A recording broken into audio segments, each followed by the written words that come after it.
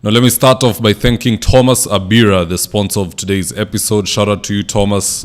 We just want to say thank you for supporting the platform. Having said that, let's get into the topic of the day. As we speak, the IEBC commissioners have officially been sworn into office by the Chief Justice of Kenya. In fact, here's a tweet from the IEBC corroborating the same. We are excited to announce that following the official gazettement and swearing in of the new chairperson and commissioners, the IEBC is now fully constituted and ready to serve. Now introducing the commission as Chairperson Erastus Edang Ithekon. Members, we are having Angerin Diritu, who is a former UDA member, Moses Alutala Muhwana, Mary Karen Sorobit, Hassan Nur Hassan, Professor Francis Odhiambo Aduol, Fahima Arafat Abdallah. With this diverse and dedicated team, we look forward to fulfilling our mandate in strict adherence to the rule of law. Then you can see a picture of all of them in front of the Supreme Court. Here is Ithekon making his speech. The Chief Justice is also there talking. And finally, we can see the Chief Justice and Ithekon taking their picture at the steps of the Supreme Court of Kenya. A very historic moment, this. Now, having said that, in this video, I want us to look into what the appointment of Ithekon and team members mean for the nation moving forward. And with no further ado, let's get after it. Number one, by-elections will finally take place. Starting off with Mbeere, where Kindiki's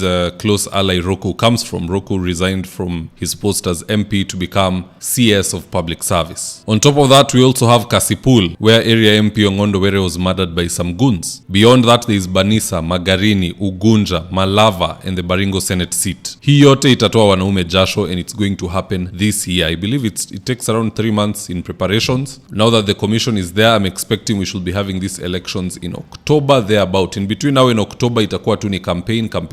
Because if you win, you are giving the impression that you'll win in 2027. If you start off on the wrong foot, then there is nothing there. It was all a fluke. And according to Gachagua, this is a very good opportunity for Rais kuwaheshimu. Here's the tip. This morning, they have sworn in the IEBC. We'll have commissioners in place, and we're going to have by-elections. And that is our first test ya kupeana heshima na Kasongo. Tunataka tuheshimiane. And by the way, these by-elections are not just a contest between government and opposition. They are also a good chance for President Ruto to test if his alliance with Raila is of any value. Because if out of 6 by-elections they win only 2, then I think Ruto will know for sure 2027 ni one term. Na kusema ukweli, I don't see Raila helping Ruto in any constituency other than Kasipul. And here's the reason why. Raila Odinga brings nothing to the table. The Kambas who are behind him, they have left. The Kisis who are behind him, they have left. The Luyas have left. The Masais have left. The Luo nation is divided in the middle.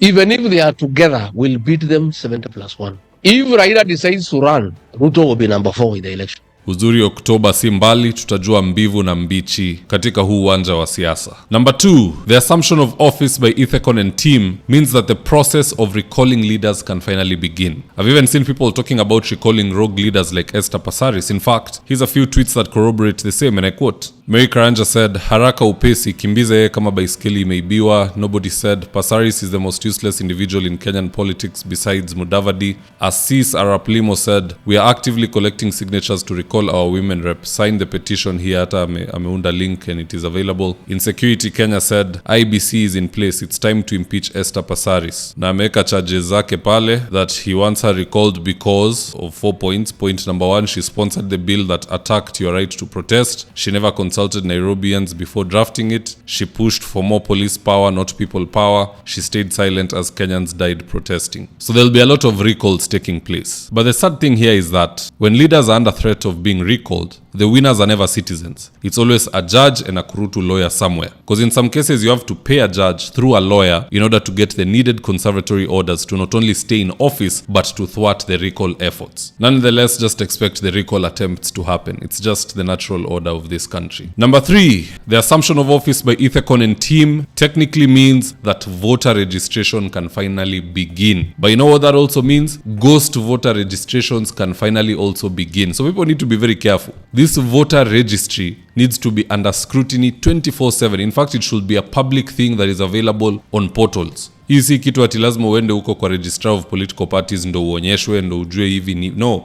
it should be available to people 24/7. You can track the numbers so that you can see if we have 10 million registered voters. A year has gone by, we have 10.6 million registered voters. That is a steady growth. But if you come and dump a bulk number of people, ati tumetoka 10 million, now we are having 19 million registered voters, there are question marks that can be asked. How did the number suddenly double? and at which point you can see that within 24 hours the number doubled. So if this registry is not public, usifikirie tu ni actual voters watakuwa registered. Hata kuna gaidi mtu anakuwa registered 1000 times. We have already seen ID cards which have the same picture, different names, different ID card numbers, different locations of being issued. So long story short, those are the three ramifications of Ithekon and team assuming office. We'll have the by-elections, we'll have recalls, we'll have registration taking place, and even voter education, civic education. You'll see IBC demanding a budget so that they can now start educating Kenyans on how to register, the importance of voting, and so on and so forth. It's just part of their mantra. Having said that though, that's just my opinion, guys. Do let me know your own comments in the comment section below, and I'll do my best to read them and to give you a response. In the event you're here for the first time, please go on and hit the subscribe button. If you're watching for a different platform, just head on over to YouTube, search for David Wafula, hit the subscribe button. You're going to be getting a ton of content of this nature. If politics is something you're passionate about, this is definitely the one channel that you really need to subscribe to.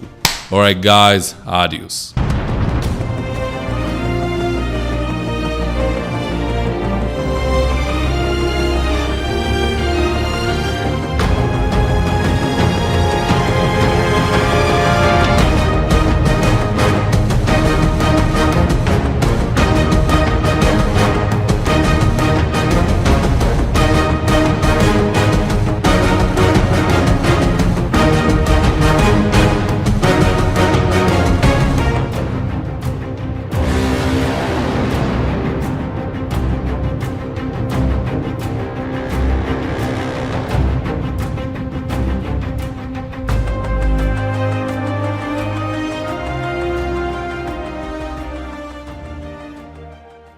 Thank you for choosing David Wafula as your primary news platform.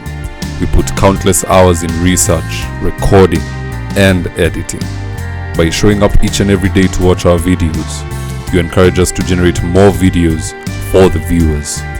We are on a mission to inform, educate, and build a better tomorrow. To our thousands of followers in a world full of presidents, kings, and queens, you are the real gem. Adios.